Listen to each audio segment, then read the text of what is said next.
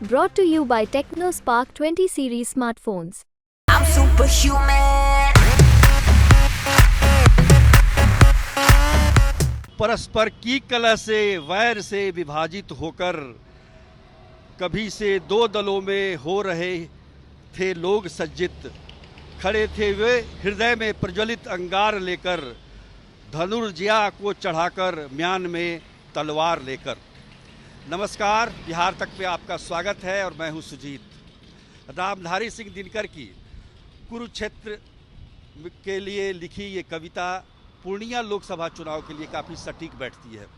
वो इसलिए सटीक बैठती है कि जिस प्रकार विपक्ष यहाँ पे विभाजित है, विभाजित कहे तो पप्पू यादव जो निर्दलीय उम्मीदवार हैं और बीमा भारती जो कि आरजेडी यानी कि महागठबंधन इंडिया के उम्मीदवार हैं, ये दोनों एक ही नाव पर सवार हैं और मुकाबला है एनडीए के यानी कि जेडीयू के उम्मीदवार संतोष कुशवाहा से।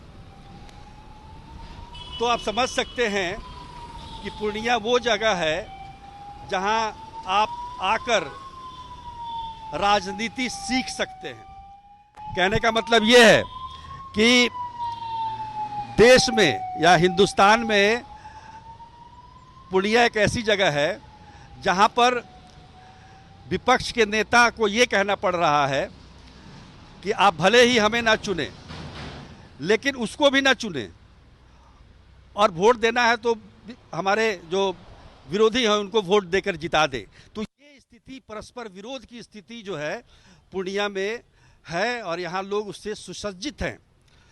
हमने ग्राउंड रिपोर्ट की, पूर्णिया की, जगह जगह गए, लोगों से बातचीत की और जो बातें छन कर सामने आई उसमें ये समझ में आया कि पप्पू यादव एक बहुत बड़ा फैक्टर है। और यहाँ जो लड़ाई है वो पप्पू यादव और नरेंद्र मोदी के बीच है सीधे, यहाँ बीच में कोई नहीं है।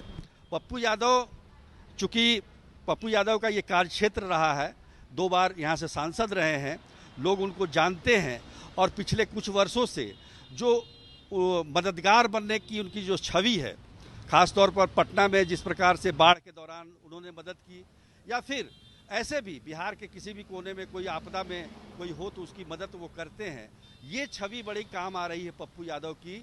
और आपको पता ही है कि पप्पू यादव कांग्रेस में अपनी पार्टी का विलय करा चुके हैं, जन अधिकार पार्टी का, लेकिन ये सीट जो कि परंपरागत तरीके से कांग्रेस की हुआ करती थी, पूर्णिया की सीट, वो अचानक से आरजेडी में चली गई और आरजेडी ने एक ऐसे उम्मीदवार को वहाँ से उतार दिया जो जेडीयू का विधायक है अभी। तो ये जो घालमेल की स्थिति है पूर्णिया में, ये लोगों को सोचने पर मजबूर करती है कि आखिर जो नेता हैं, पार्टी के सर्वे सर्वा हैं, वो क्या मतलब ये समझते हैं कि मैं जो कहूँगा वही सही है, जनता उसको मान लेगी। ये सभी पार्टियों पर लागू हो रहा है, कोई एक पार्टी की बात मैं नहीं कर रहा हूँ। आज संतोष कुशवाहा तीसरी दफ़े चुनाव मैदान में हैं, 10 सालों से वो सांसद हैं, लेकिन उनके बारे में लोगों की शिकायत है कि वो लोगों से मिलते नहीं हैं, बातचीत नहीं करते हैं। तो ये जो एंटी इनकम्बेंसी है उनके खिलाफ, वो कहीं ना कहीं एक नुकसान कर रही है। लेकिन यहाँ पर मोदी फैक्टर काम करता है, लोग मोदी को देख रहे हैं, पर उम्मीदवार की वजह से वो चीज़ें जिस प्रकार का वेव होना चाहिए वो वेव नहीं बन पा रहा है। ये स्थिति बिहार के तमाम क्षेत्रों में, मैं लोकसभा क्षेत्रों में मैं दौरा करने के दौरान मैं पा रहा हूँ। तो निश्चित तौर पर पूर्णिया की लड़ाई बड़ी अहम लड़ाई है। तेजस्वी यादव ने यहाँ तक कह दिया कि भले ही आप एनडीए के उम्मीदवार को वोट दे दीजिए, आप हमें वोट ना दीजिए लेकिन एनडीए के उम्मीदवार को वोट दीजिए, यानी कि पप्पू यादव को किसी भी हालत में जीतने नहीं देना है। और ये प्लस पॉइंट जाता है कहाँ? एनडीए के उम्मीदवार को।